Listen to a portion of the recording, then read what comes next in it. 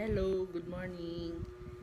Nandito na naman ako sa sharing sa aking content na sharing of my souvenirs habang nag-aalmusal.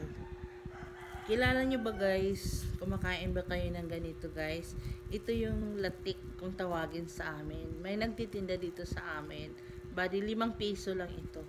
Yung medyo basa na pagkasaing ng ng malagkit na bigas at saka bukayo. Yan. Meron ding biko. Meron ding mawasi. Yan. Ay, i-flex ko pala guys. Ito. Argentina. Port of call din namin ang Argentina. Sa Buenos Aires. Yon.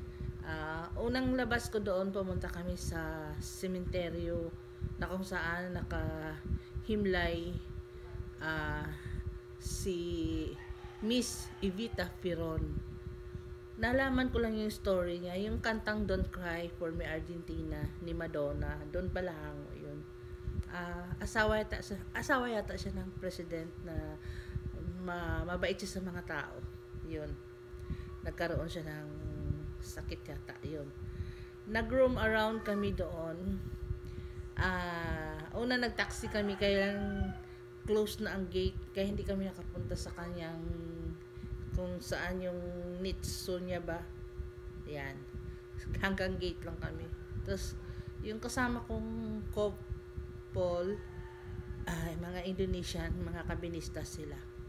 Nagtuloy kami sa Casablanca na bar doon. Tapos kanta-kanta. Tapos ako bumalik sa barko sila. Overnight na sila doon. Kasi wala na silang hindi, may duty pa rin pala sila pang gabi. Magto-turn down pa pala sila ng mga ng pasahero sa kabina. So yun, pero nauna ako sa kanila. Then the next namin, kasi nag-overnight kami doon. The next day, nagala kami doon sa tapat ng Hooters. Marami kaming picture doon. Nakasama ko rin, naging surely partner ko rin na si Jen.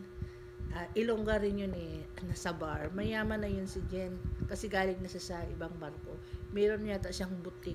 Hindi ko na siya friend, hindi ko alam kung hindi ko na siya nasulbay ba yan. Naging surely partner ko rin siya na yakap-yakap ko yung mga puno doon. Tapos nakikita namin yung mga attire ng mga nagsiserve sa Hooters. Grabe. Talaga. Magaganda yung mga Brasiliana. Hindi, Argentinian pala. Para rin sila kasi mga Brasiliana. Okay. Tapos yon ang next na naman na labas ko doon, yung nagstay rin ako doon sa bar na kumanta-kanta rin ako doon. Pero bumalik ako sa duty ko sa gabi na hinatid ako sa taxi. Nag-taxi ako, hinatid ako ng isang Argentinian lady kasi gabi request yun ng aking officer na nandoon.